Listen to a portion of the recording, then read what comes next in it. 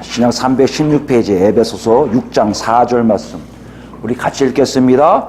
또 아비들아 너희 자녀를 노엽게 하지 말고 오직 주의 교훈과 훈계로 양육하라. 아멘. 지난 시간에 우리가 계속해서 빛의 자녀들이 성령으로 채워진 증거가 무엇인가에 대해서 얘기하고 있었는데요. 지난 시간에 뭡니까? 자녀들이었어요. 자녀들이 부모를 어떻게 순종한다고 했죠? 절대적으로, 계속적으로, 철저하게 순종하는 삶 속에 성령의 채워짐을 안다고 했습니다. 그것이 어떤 식으로 나타난다고요? 하나님이 동행하심을 알 정도로 매우 중요하고요. 그걸로 머무는 것이 아니라, 가정에서 머무는 것이 아니라 더 나아가서 교회 공동체 안에 어른들에 대한 공경이 나타나고요. 더 나아가서 사회에 하나님의 일꾼으로서 온전한 역할을 감당할 수 있게끔 하신다는 것을 우리가 알았습니다. 여러분 한 주간 어떻게 지내셨어요? 정말 가정 안에서 자녀들로서 부모님들을 아니면 어른들을 공동체 안에서 어른들을 공경할 때 정말 그런 하나님의 동행하심을 체험하셨나요? 그 체험을 어떻게 할 수 있다고요? 하나님만 주시는 특별한 평안과 기쁨을 여러분이 경험하셨습니까? 실제적으로 이 경험은 우리 삶 속에 계속되어야 된다고 지난 시간에 사도 바울이 우리에게 얘기했습니다. 또 더 나아가세요. 바울 사도 우리에게 이렇게 얘기하고 있어요. 하나님의 자녀라면 세상의 삶을 사는 것이 아니라 하나님에 의해서 사는 삶이 분명히 있다는 것을 알라고 말하고 있다는 것이에요. 여러분 그것을 하루하루 더 체험하고 깨달아지는 삶이 되기를 원합니다. 오늘 더 나갑니다. 오늘 더 나가는데요.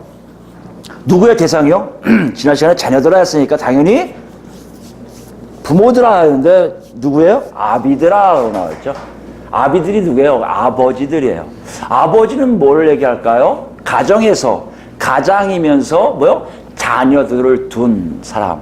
근데 따지고 보면 1절에 부모에 대해서 얘기했고요. 2절에 아버지와 어머니가 나온 거 보니까 일반적으로 아버지들아 했지만 누구도 해당된다고 볼 수 있어요? 어머니까지 포함한 부모들아라고 얘기할 수 있다는 것이에요.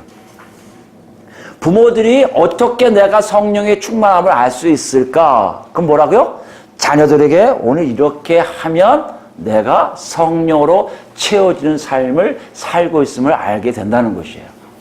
근데 여기서 우리가 조금 먼저 알아야 될 것은 부모들아 하지 않고 왜 아버지들아, 아비들아 했을까요? 바울사도가.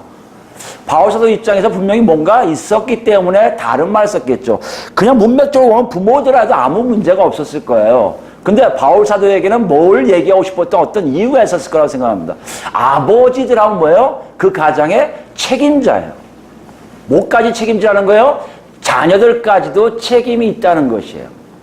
여기서 지금 뭘 강조하고 싶은 거예요?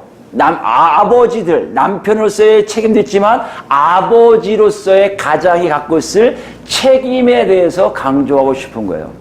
그러니까 오늘 얘기는 성령으로 채워지는 증거도 될 수 있지만 뭐요? 성령으로 채워지는 이유가 뭐다? 이 책임을 다하기 위함이라는 것이에요.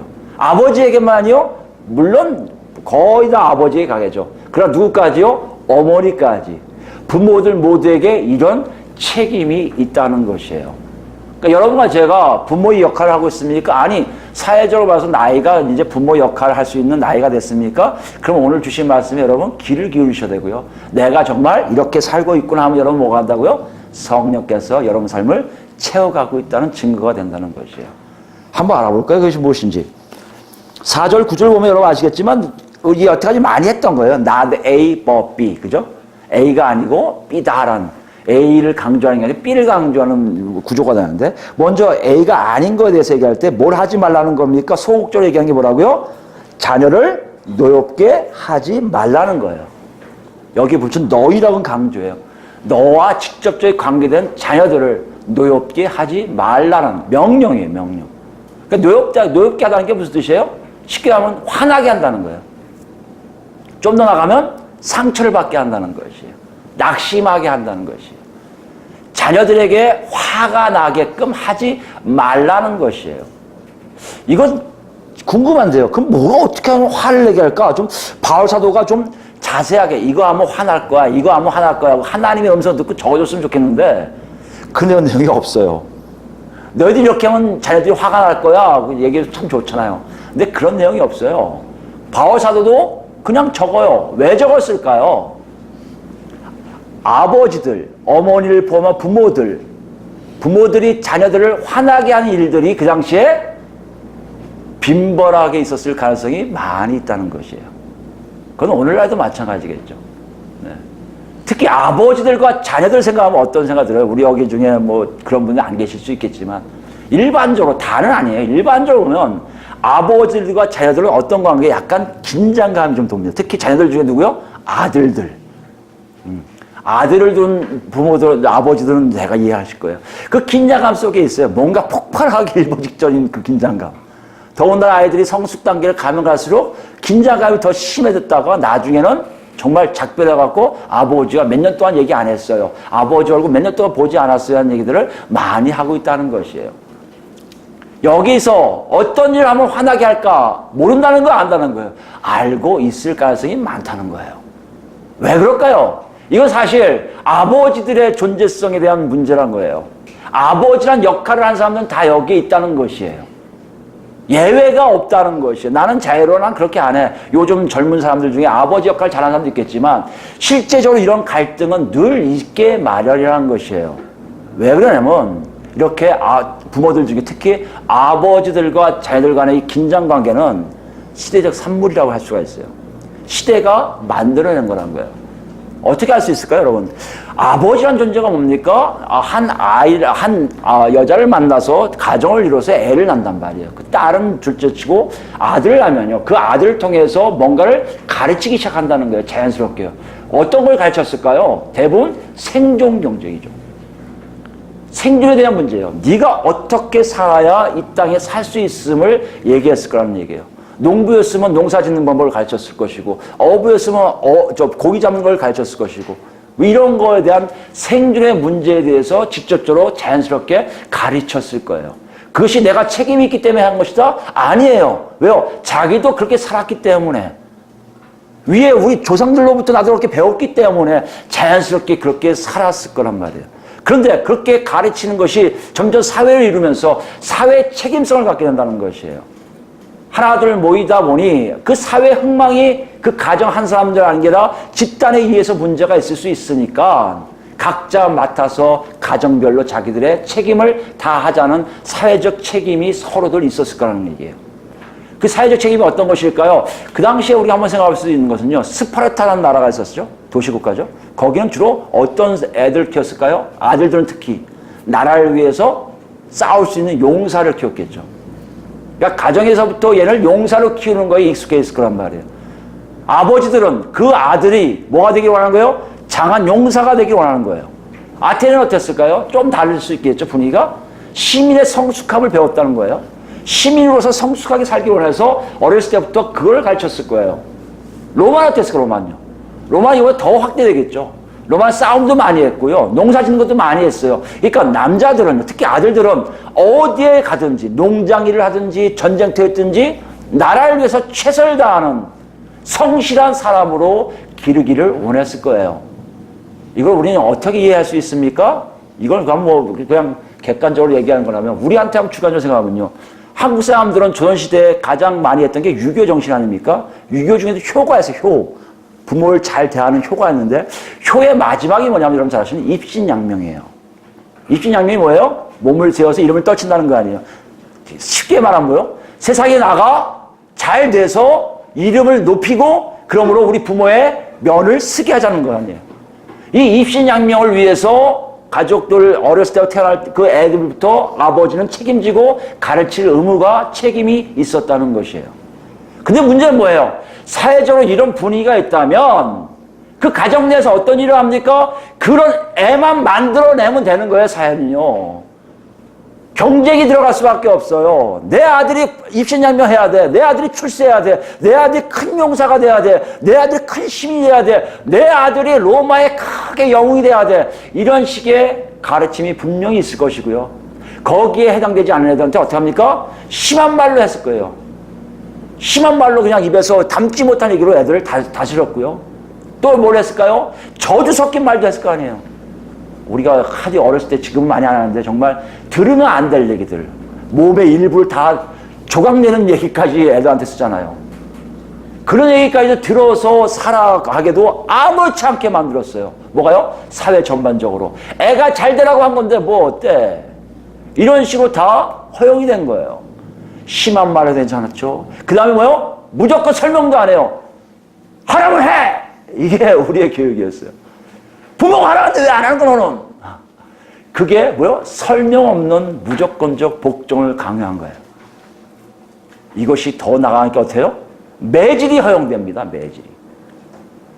사회적으로 매가 가정에서 일어난 폭행으로 여기지 않았어요. 폭력으로 여기지 않았어요. 오늘날 서구 사회의 일부 국가들이 지금 폭행을 해갖고 가정폭력 어쩌다 하지만 아직도 한국도요. 어른이 부모가 애를 때리는 거에 대해서 그렇게 폭력으로 취하지 않습니다. 매질이 허용되어 있어요. 로마 시대는요. 애가 죽이고 살리는 것까지도 가장한테 가했어요. 내가 저거 키우고 싶지 않아. 죽이고 싶어 하면 죽일 수 있는 권한이 아버지께 있을 정도로 그 아이들의 인격이나 권리 같은 건 제로 상태였다는 거예요. 이런 사회였어요. 그렇게 합니까? 가정에서 아버지와 자녀들의 모습은요. 당연히 긴장관계죠. 더군다나 권리가 없어지고요. 인권이 무너질 때는요. 독재자와 피해자예요. 저 완전히 완전 독재자에서 중에 절대 군주예요. 절대 군주. 누가요? 아버지가. 자식은요? 거기에 있는 백성 아니면 피해자라는 얘기예요. 바울 사도가 이걸 얘기하고 있어요. 그걸 하지 말라는 거예요. 니들 사회에서 배운 거, 여태까지 자라온 거 다 그건 줄 알아. 심한 말도 들었을 것이고 너도 자랄 때 다 그렇지 않아? 저주 섞인 말도 들었을 것이고 생각지 않은데 막 와서 매도 막 맞았고 복종 안 한다고 괜히 이상하게 화를 내시는 부모도 봤고 아버지도 봤고 왜 그런지 모르는 거예요. 왜? 그러니까 너희들은 그거 하지 말라는 거예요. 여기는 여러분 생각해 보세요. 사회는 다 그렇게 하라 그러는데요. 누구만 하지 말라는 거죠, 지금요. 바울 사도만 하지 말라는 거예요. 이건 역으로 얘기하면 좀 더 들어가면요. 니들이 세상적으로 살지 말라는 얘기예요. 세상이 아무리 박수치고 옳다고 할 내용일지라도 너희가 생각할 때 자녀들이 화가 나고 낙심하고 좌절하고 아파한다면 그 일을 네가 하지 않는 것이 옳다는 것이에요. 이게 예수 믿으면 다 없어질까요? 실질적으로 예수 믿는 우리 모습을 보면요. 정말 많이 바뀌어요. 사람들이 대하는 게 바뀝니다. 직장 나가서 직장인을 대하는 동료들에 대하는 게 바뀌어요. 교회 나가잖아요. 다 바뀌어요. 옛날에는 이게 뭔지 모르고 얼뚱하다가 예수를 만나면부터는 다 웃으면서 아유 우리 집사님, 권사님, 장로님, 아유 목사님 이러고 하면서 바뀌어요. 근데 신기하게 안 바뀌는 데 어딘지 아십니까? 가정이에요. 가정에서는 안 바뀌어요. 내가 예수 만나서 내가 싹 바뀌어야 되는데 아들아 걱정하지 마. 나 옛날 아빠 아니야. 이런 가사가 있었거든요. 근데 그런 내용도 안 나와요. 그 아빠 똑같아요. 여전히 강압적이고 여전히 누르고 자기대로 행해야만이 제대로 삶을 산다고 강조하는 그런 부모들을 애들은 발견하게 된다는 것이에요. 여러분 여기에서 이 말이 어떻게 들렸을까요, 여러분? 우리는 어떻게 듣고 있습니까? 세상적인 건 하지 마. 이건 좋지 않으니까 하지 마. 왜 안 해야겠네요. 이렇게 생각하고 계십니까? 아니면요. 에이 목사님 그렇게 키웠다가는요. 애들 사회 나가서 아무것도 못해요. 잘 되는 건 하나도 없어요. 애들 마냥 빚지고 살고요. 마냥 일자리 없이 떠돌며 살 거예요. 아마 이런 걱정거리를 갖고 계시지 않습니까? 근데 바울사도는 왜 이렇게 얘기할까요? 바울사도는 애가 없으니까 잠깐 안 갔으니까 모르겠지. 이렇게 얘기할 수 있을 거예요. 아니 바울사도가 사는 거 21세기 우리 사는 거고 너무 차이가 나서 그 양반은 그걸 몰랐을 거야. 이렇게 얘기할 수도 있겠죠. 그런데 여러분 생각해 보세요. 바울사도가 사도의 권위로 쓸 때는요. 하나님의 뜻이 들어온 거 아닙니까? 하나님 왜 그렇게 얘기하고 계실까요? 뭘 얘기하실까요? 자녀들에게 세상 방법으로 키우지 말라는 이유가, 성나게 하지 말라는 이유가, 상처받게 하지 말라는 이유가 대체 어디에 있을까요? 여러분 여기서 우리가 한번 생각해 봐야 돼요. 이것을 아는 뭐라고요? 우리가 성령으로 채워지는 삶을 사는 거고요. 이것을 모르고 똑같이 살고 있다면요. 예수는 믿지만 말로는 믿지만 하나님 보시기에는 아직 인큐베이터 있든지 아직 하나님 백성이 아닐 수 있다는 것이에요. 그래서 책임이에요. 네가 이런 책임을 갖고 있는데 정말 그 책임을 가짐을 다하고 있는지를 확인해 보자라는 것이에요. 여러분 여기서 같이 한번 들어가기 원합니다. 그럼 어떻게 하라는 건가? 뭘 얘기하고 싶은 건가? 지 거죠. 나대기가 아닙니다. 화나게 하는 거 정도는 괜찮아요. 그게 중요한 게 아니에요. 바울사도 얘기하고 싶은 게 뭐예요? 뒷부분 명령이에요. 뒷부분 명령이 뭡니까? 양육하라, 양육하라. 내버려 두라는 게 아니에요. 방치하라는 게 아니에요. 우리 양육하라 5장 29절에 이미 배웠어요. 여기서는 약간 뭐 보살피고 이런 건데, 여기 뭐요? 가르치는 걸 강조하고 있습니다. 자식을 잘 가르치라는 거예요. 가르치는데 어떤 식으로 가르치냐, 이 방법이 중요하다는 것입니다. 방법을 얘기한 게 바로 앞에 부분이에요. 교훈과 훈계로 가르치라는 거예요. 교훈이 뭐고 훈계가 뭡니까? 이 두 개 다 혼용돼서 쓰였어요. 서로 교환돼서 쓰기도 하고요. 항상 어딜 가든 같이 가는 단어들이에요. 근데 조금 달라요. 교훈은요, 약간 벌도 있어요. 징계도 있어요. 너 이거 안 하면 혼난다 얘기도 할 수 있는 게 교훈이에요. 제 훈계는요, 말로 하는 경고예요. 말로 하는 명령이에요. 뭘 얘기할까요? 가르치되 강압적으로 하지 말고 말로 서로 도와주라는 거예요. 뭘 얘기합니까? 먼저 뭘 하라는 거예요? 양육하라는 건요, 애들이 자라면서 걔들을 인격적으로 하나님이 창조한 물, 하나님이 창조해서 그 안에 생기를 불어줄 때 나온 그 아담과 같은 모습으로 귀한 인권이 있는 것을 인정하라는 것이에요. 인권이 있다는 건 뭡니까? 여러분이 주인이 아니라는 얘기예요. 누가 주인이에요? 하나님이 주인이시라는 거예요. 내 새끼라는 거예요, 하나님의 얘기가. 너 보고 때리라고 하셨어, 너한테. 나는 내 방식대로 키우고 싶어.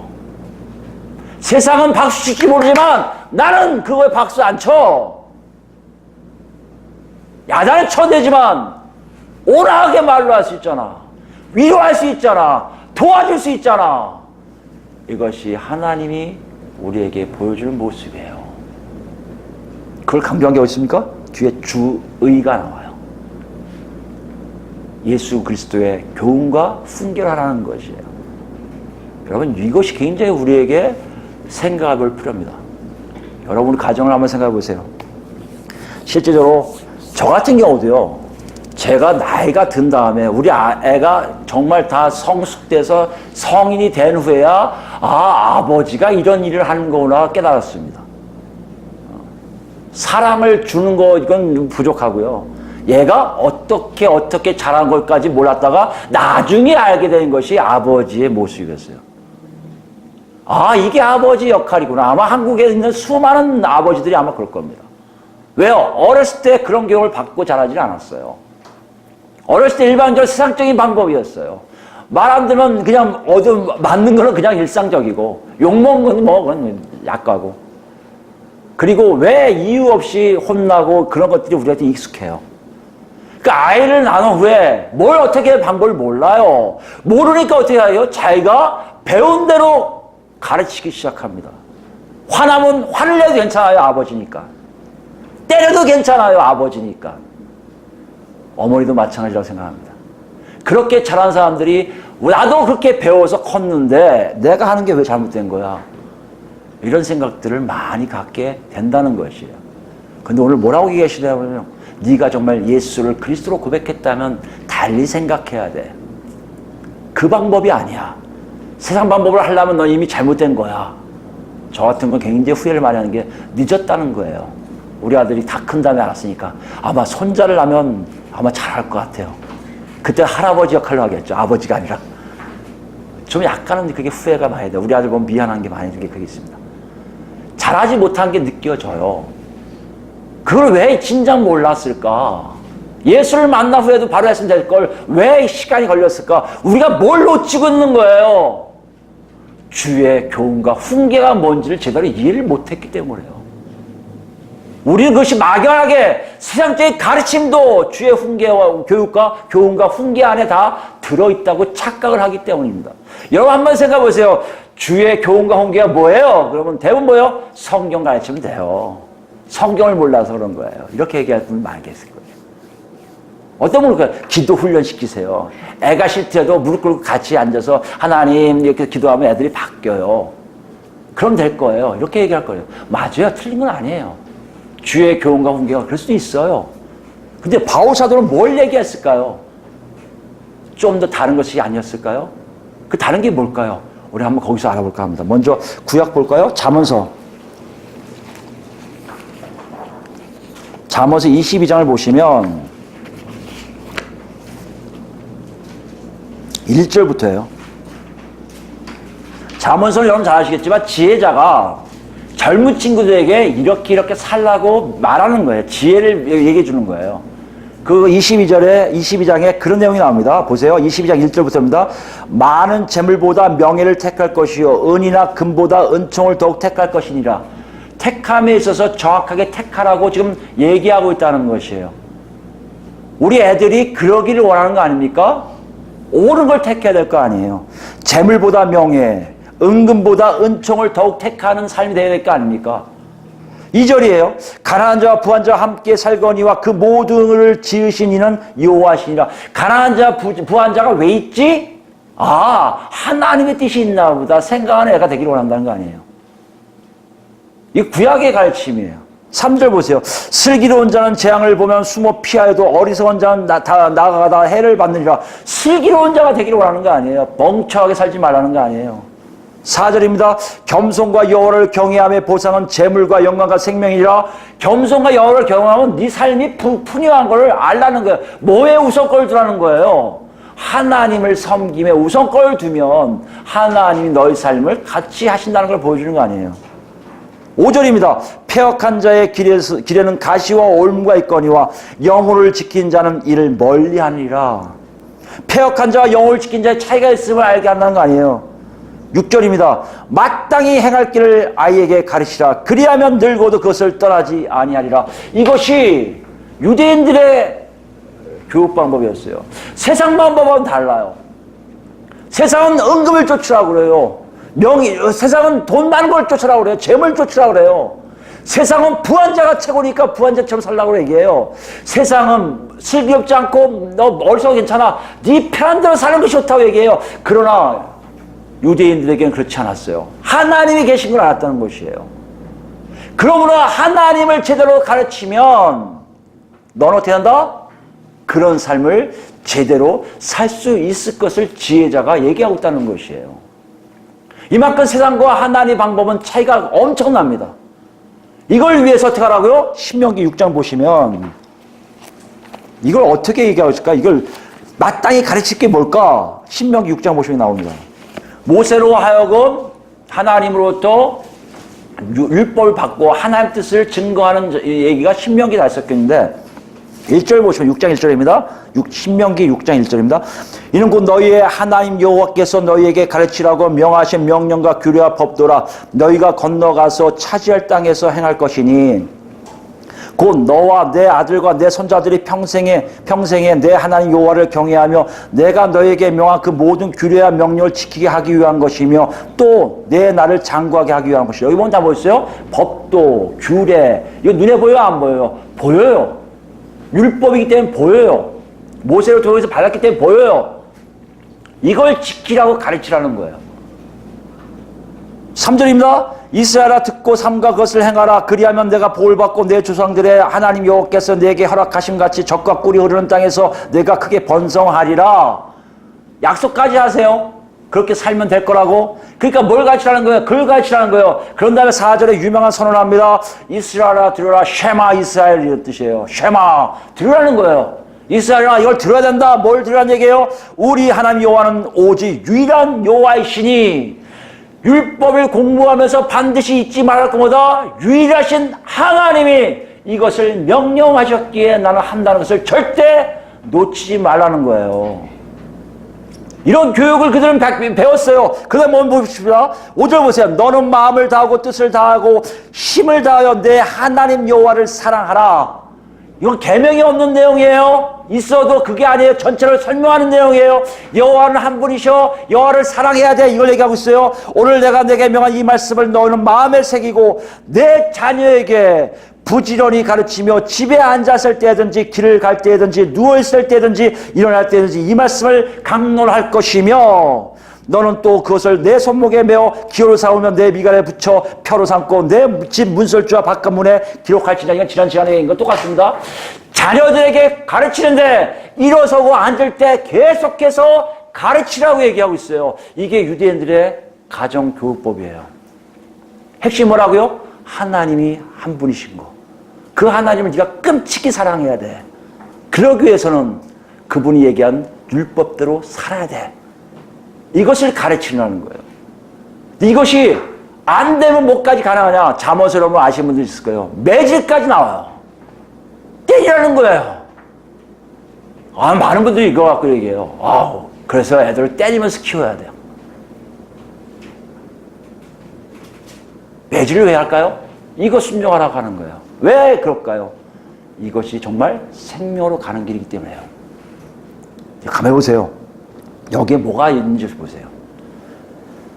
하나님을 알고 있는 부모가, 율법을 지키고 있는 부모가 이것을 가르치고 있다는 것이에요. 하나님도 모르고 율법도 모르는 사람이, 우리 한국교회 가끔 그런 분도 있습니다.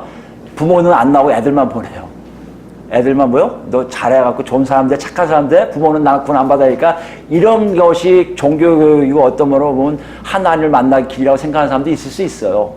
근데 그게 아니에요, 여기는. 절대적으로 하나님을 아는 사람들이 자녀들을 제대로 가르치게 된다는 것이에요. 이 교육을 받은 사람이 누구예요? 바울 사도예요. 어렸을 때부터 교육을 받습니다. 어떤 식으로 받는지 아십니까? 태어나잖아요. 그러면 토라를 엄마가 읽어줘요. 토라, 모세오경이에요. 쭉 읽어줘요. 읽어주고 표시합니다. 하나. 얘야, 임신할 때도 할 수 있겠지만 하여튼 태어난 다음에 말을 못하고 읽지 못하니까 한 번 읽었다. 또 해줘요. 두 번 읽었다. 그리고 얘가 성장해서 자기 눈으로 보고 자기 눈으로 읽을 수 있을 때 뭐라는 줄 아십니까? 어머니가? 자, 얘야, 너 지금 20번 읽었어. 그 다음부터 네가 평생 계속 읽어. 이게 유대인들의 교육 방법이에요. 여기에 우리가 착안해서 성경 공부해라, 기도해라 이럴 수도 있다고 저는 생각해요. 그런데 뭔지 아십니까? 바울 사도는 이렇게 교육을 받았는데요, 자기 안에 예수가 그리스도라고 고백하는 고백을 할 수가 없었던 것이에요. 하나님이 누구신지 몰랐던 것이에요. 만약에 이 사람에게 하나님이 누구신지 알기 위해서 예수 그리스도를 만나야 돼 라고 랍비가 어렸을 때부터 얘기했다면 바울 사도는 어렸을 때부터 예수를 만날 수도 있었을 거라고 생각합니다. 이걸 알았던 거예요, 사도 바울이.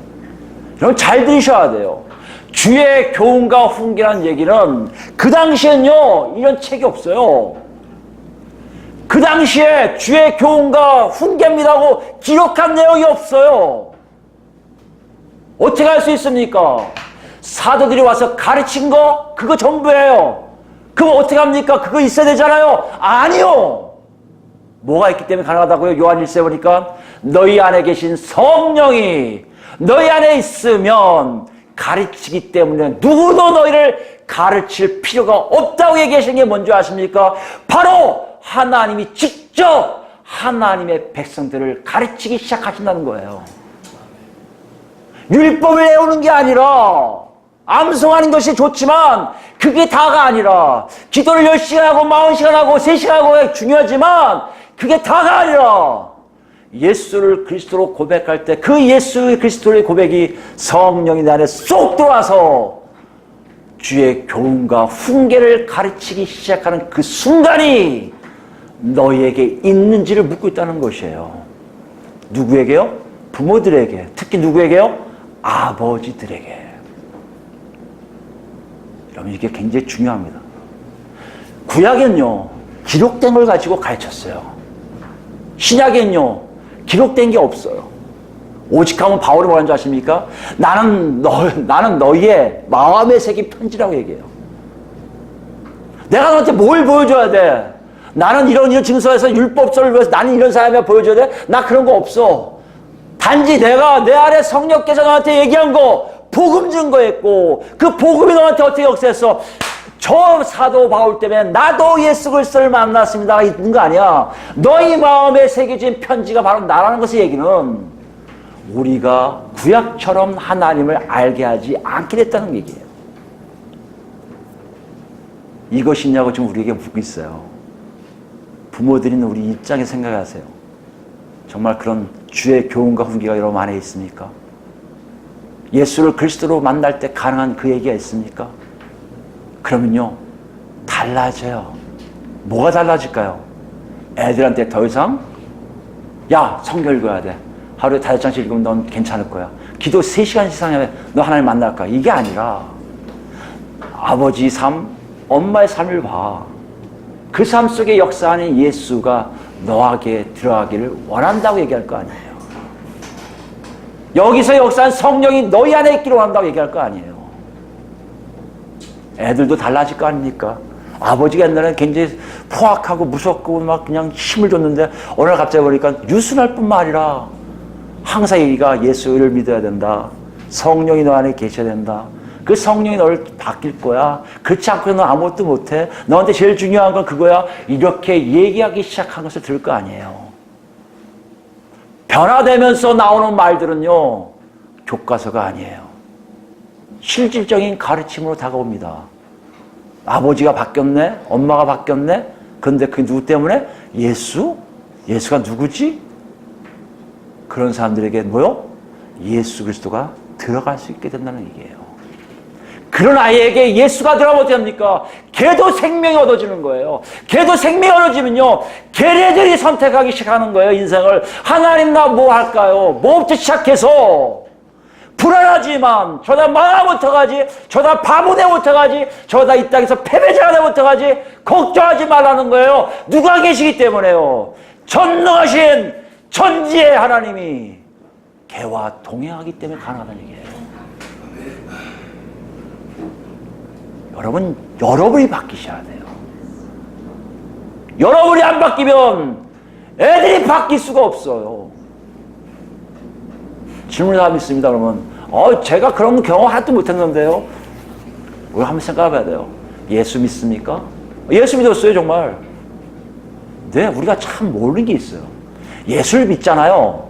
그 예수 믿은 흔적들이 그대로 나와요. 히브리서 여러분 잘 아시는 믿음의 장 11장 1절. 믿음은 바라는 것들의 실상이요, 보이지 않는 것 증거라는 게 어떤 뜻인지 아십니까? 믿음이 있는 사람들은요, 자기가 바라는 것을 자기도 모르게 표출하는 거예요. 내가 보지 못하는, 보이지 않는 거예요. 그건 절대 안 보여. 보이지 않는데 나 때문에 나타나는 거예요, 여러분. 그게 믿음이에요. 생각해 보세요. 여러분이 바라는 게 뭐예요? 여러분 입으로 나온다니까요, 저절로. 세상을 바라는 사람은요, 세상만 나오게 돼 있어요. 천국을 바라고 하나님 나라를 바라고 하나님을 바랍니까? 그 하나님 입에서 나올 거예요. 천국을 여러분 소유했다고요? 딴 사람도 못 봐요. 그 천국을 못 보니까 여러분을 통해서 저게 천국을 사는 사람의 모습이 있는 것을 알게 한다는 거예요. 보이진 않지만 내가 증거가 된 거예요. 높은 빌딩을 보면 여러분 지하가 10층까지 있겠네, 15층까지 있겠네, 다 알듯이 여러분 삶을 통해서 보이지 않는 것이 증거되는 것이 믿음이라는 것이에요. 다시 얘기하면 내가 예수를 믿는다면 나도 모르게 하나님과 하나님 나라에 대해서 나올 수밖에 없다는 것이에요. 여러분 한번 생각해 보세요. 정말 그러고 있는지 생각해 보세요. 그러면 분명하게 놓고서 해드릴 거예요. 나는 아직 아니었구나. 나 믿었는데 좀 놓쳤네. 어디서 놓쳤지? 알 수가 있다는 것이에요. 이뿐만 아니에요. 좀 더 구체적입니다. 디도서 볼까? 디도서 2장 보시면 디도서 2장 11절부터입니다. 디도에게 사도 바울이 편지를 쓴 건데 여기서 굉장히 우리가 알아야 될 중요한 사실을 기록하고 있어요. 11절입니다. 모든 사람에게 구원을 주시는 하나님의 은혜가 나타남. 모든 사람에게 구원을 주시는 하나님의 은혜예요. 나타나게 있다는 거예요, 은혜는요. 우리를 양육하시되, 보세요. 우리를 양육해요. 저걸 한번 읽었었는데 기억하십니까? 우리를 양육하시되 경건하지 않은 것과 이 세상 정욕을 다 버리고 신중함과 의로움과 경건함으로 이 세상에 살고, 이해되세요? 우리를 양육하면 경건하지 않는 것과 세상의 정욕을 다 버리게 한다니까요. 성령이 내 안에 오셔서 예수 그리스도를 통해서 내 안에 오시면 나를 뒤집기 시작하는데 내 삶의 모습이 나도 모르게 바뀌기 시작하기에 내 안에서 바라는 것이 자꾸만 입으로 나와요. 나 천국 가고 싶어. 하나님 나라 보고 싶어. 하나님 너무 사랑스러워. 이뿐만 아니라 내 안에 더러웠던 거, 하나님 없이 살았던 모든 것들이 하나둘 빠져나가기 시작하는데 그 주체자가 목사가 아니고 전도사가 아니고 성령 하나님을 통한 아버지 하나님 역사라는 얘기예요. 구약과 판약이 달라요. 구약은 율법을 얘기하면 되지만 신약은 각자에게 임하신 성령께서 그들을 뒤집어 놓기 시작한다는 얘기예요. 13절입니다. 복스러운 소망과 우리의 크신 하나님 구주 예수 그리스도의 영광이 나타나심을 기다리게 하였으니, 보세요. 기다림이 생겨요. 소망이 생겨요. 이걸 숨길 수가 없어요. 왜요? 하나님의 은혜가 나타났기 때문에. 뭐 때문에요? 예수 그리스도의 귀하신 피의 역사하심이, 성령의 임하심이, 성령의 역사하심을 통해 하나님의 은혜가 나타나기 시작하는데 그 은혜의 역사는 실제적이지 머리에서 그냥 상식적으로 윤리적으로 교회 안에서 그냥 종교적으로 얘기하는 게 아니라는 얘기예요. 그때 어떤 일 합니까? 14절입니다. 그가 우리를 대신하여 자신을 주심은 모든 불법에서 우리를 속량하시고 우리를 깨끗하게 하사 선한 일을 열심히 하는 하는 자기 백성이 되게 하려 하십니다. 하나님이 일을 열심히 하게 한 자로 하나님 직접 만들어 가신다는 얘기예요. 여러분, 이것이 예수 믿는 거예요. 애한테 들어간다? 우리 애들한테 그게 들어간다? 애들 걱정하지 마세요. 공부 안 해도 돼요. 출세 못해도 괜찮아요. 하나님이 분명히 그 삶 속에 선한 일을 하게 하시려고 이끌어 가신다면 여러분이 생각하지 못한 일을 할 것이고, 여러분이 생각하지 못한 일로 통해서 얘가 영광을 하나님께 돌린 작업들이 더 많이 나올 수가 있다는 것이에요. 문제는 뭐예요? 15절 보시면 디도에게 이것을 얘기해요. 너는 이것을 말하고 권면하며 모든 권위로 책망하여 누구에게든지 업신여김을 받지 말라. 이 얘기는 디도에게 한 거지만 따지고 보면 집안에서 우리 아버지들이에요. 아버지들이 누구한테 하는 얘기예요? 자식들에게 얘기하는 얘기예요. 야, 내가 예수 믿었더니 참 희한한 일이 생겼다. 과거에 하지 못할 일도 하기 시작하네. 아들아, 너 예수 만났으면 좋겠어. 네가 예수 만나서 바뀌었으면 좋겠어. 세상에 내 안에 들어온 것이 옛날에 못했는데 지금은 그게 하나둘 빠지는 재미가 있어. 내 안에 갈등이 사라지기 시작했어. 내 안에 기쁨이 넘쳐. 나는 너한테 이것을 주고 싶어. 권면하기 시작하는 거예요. 디도가 일반 교인들, 다른 사람들에게 얘기하듯이 우리들이 가장 사랑하는 자녀들에게 우리는 얘기하기 시작한다는 것이에요. 그러니 화를 내게 한다고요? 있을 수 없죠. 마음 아프게 한다고요? 있을 수 없죠. 머리를 막 그리고 따기 때리고 애를 짓누른다고요? 있을 수 없죠. 이것을 바울 사도가 얘기하는 거예요. 다르다는 거예요. 오늘 본문 이걸 얘기해요. 우리가 지금 어떻게 애를 지금 길렀는지 가르쳤는지 보라는 거예요. 냉철하게 보라는 거예요. 그리고 이렇게 질문해요. 정말로 예수 믿는 거 맞아? 네가 예수를 믿었다면 그들에게 그 예수 믿는 걸 보여줘야 되는데 정말 보여줘?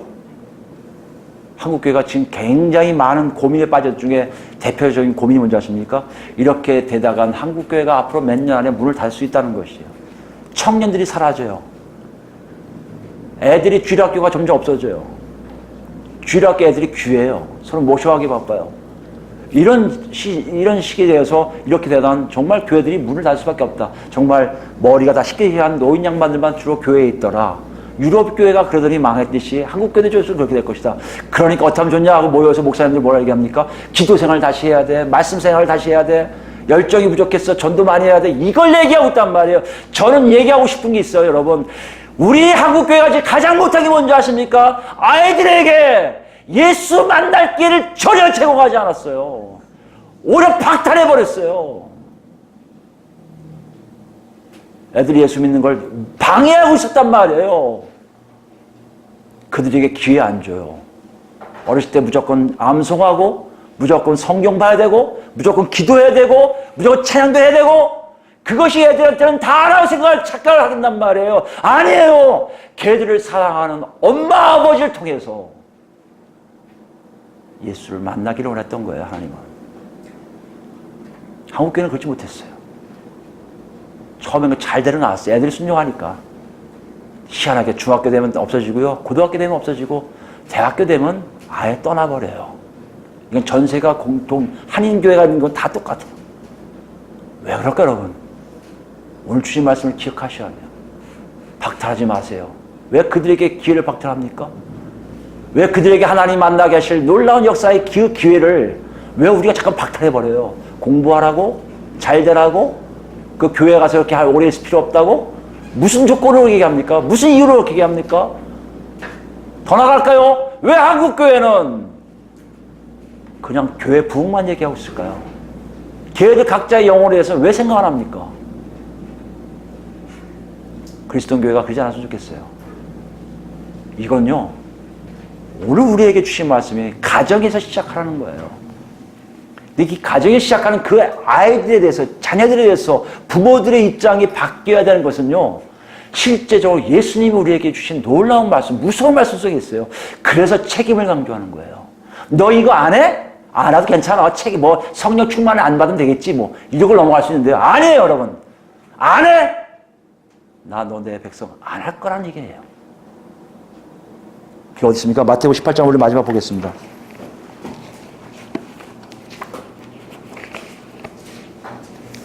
마태복음 18장 보시면 여러분 잘 아시는 내용이에요. 아이들 나오는 겁니다. 마태복음 18장 1절부터 읽습니다. 그때 제자들이 예수께 나와 이르되 천국에서 누가 크니까? 예수께서 한 어린아이를 불러 그들 가운데 세우시고 이르시되 진실로 너희에게 이르노니 너희가 돌이켜 어린아이들과 같이 되지 아니하면 결단코 천국에 들어가지 못하리라. 그러므로 누구든지 이 어린아이와 같이 자기를 낮추는 사람이 천국에 큰 자리라. 애를 통해서 뭘 가서 천국 들어간 걸 알려줬어요. 두 번째입니다. 5절입니다. 또 누구든지 내 이름으로 이런 어린 아이 하나를 영접하면 곧 나를 영접함이니. 이게 주변에 있는 공동체 안에 있는 애들 될 수 있지만 누구요? 가정에 있는 우리 애들 아니에요. 가정에 있는 애들을 예수 그리스도 이름으로 영접한다는 게 무슨 말입니까? 내가 아닙니다. 이건 예수님의 애입니다. 예수님의 애로 키우겠습니다. 예수님의 애로 가르치겠습니다. 실생활에 나올 때의 모습이에요. 영접하지 아니하면 어떻게 한다고요? 천국에 가지 못하는 거 아니에요. 그거 있습니까? 6절입니다. 누구든지 나를 믿는 이 작은 자 중 하나를 실족하게 하면 어린아이에서 작은 자로 가요. 작은 자는 뭡니까? 가장 힘이 없는 애들이에요. 가장 힘이 없는 사람들이에요. 권리, 인격 이런 것이 주장할 수 없는 그 당시에 아주 처참한 존재들이에요. 그 중에 애들이 대표적인 사람들이에요. 걔들 어떻게 한다고요? 실족하게 해요. 실족이 뭡니까? 하나님 만나는 걸 차단시키는 걸 얘기하는 거예요. 하나님 만나는 걸 멀리하게 하는 거예요. 차라리 연자맷돌을 그 목에 달려서 깊은 바다에 빠뜨리는 것이 나으리라. 무슨 말이에요? 차라리 죽어라는 얘기예요. 애를 실족시키니 차라리 죽으라는 얘기예요. 왜요? 실족하게 한 일이 있으므로 말미암아 세상에는 화가 있도다. 실족하게 한 일이 없을 수는 없으나 실족하게 하는 그 사람에게 화가 있도다. 화는 뭐예요? 하나님과 멀어지고 떨어지고 나중에 지옥 얘기가 나와요. 지옥에 떨어짐을 얘기해요. 그러면서 10절부터 볼까요? 삼가 이 작은 자 중에 하나도 업신여기지 말라. 너에게 말하노니 그들의 천사들이 하늘에 계신 내 아버지의 얼굴을 항상 배웁느니라. 무슨 말이에요? 이 애가 지금 천사가 있다는 얘기는 뭡니까? 하나님이 주신 애야. 하나님과 관련된 애야. 하나님과 관련된 애를 왜 구박하고 화를 내고 짠나게 할 수 있냐? 그걸 얘기하시는 거예요. 더 나갈까요? 13절입니다. 진실로 너에게 이르노니 만일 찾으면 길을 잃지 아니하면 99마리보다 이를 더 기뻐하리라. 이와 같이 이 작은 자 중에, 어린아이 포함합니다. 이 작은 자 중에 하나라도 잃는 것은 하늘에 계신 너희 아버지의 뜻이 아니니라. 아멘.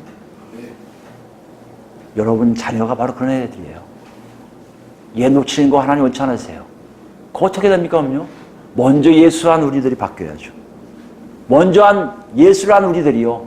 그들에게 보여줘야죠. 누굴요? 예수 그리스도가 누구신지, 하나님 아버지가 누구신지, 성령님이 어떤 일을 하신지를 보여줘야죠. 뭘요? 삶으로 보여주셔야죠. 그래 애들도 기회를 잡을 거 아니에요. 아, 예수가 계셨구나. 아, 성령을 만나야 돼. 오늘 본문을 통해서 우리 아비, 부모 되는 우리 여러분들 다시 한번 기억하세요. 생각하세요. 여러분 정말 예수를 믿었습니까?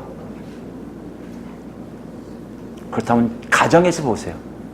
남편과 아내의 모습 떠나서 이제 자녀와 아비의 모습을 보세요. 걔들 지금 어떻게 되어가고 있습니까? 만약에 그들을 화나게 하는 것이 아니라 오히려 예수 만남을 기회를 제공하고 그들에게 온화함으로 하나님을 증거하는 삶이 여러분한테 나타납니까? 그거 여러분 한 게 아니에요. 누가 하신다고요? 성령님이 하신다고 오늘 말씀하고 계세요. 성령으로 채워진 삶이 여러분 능력받는 거라고요? 맞아요. 어떤 능력이요? 가정에서 나 때문에 내 가족 구성 다른 사람이 행복해지고 기뻐하고 평안 가운데 사는 것이에요. 이런 삶을 다 사는 우리 모두가 되길 예수 그리스도로 축원드립니다. 아멘.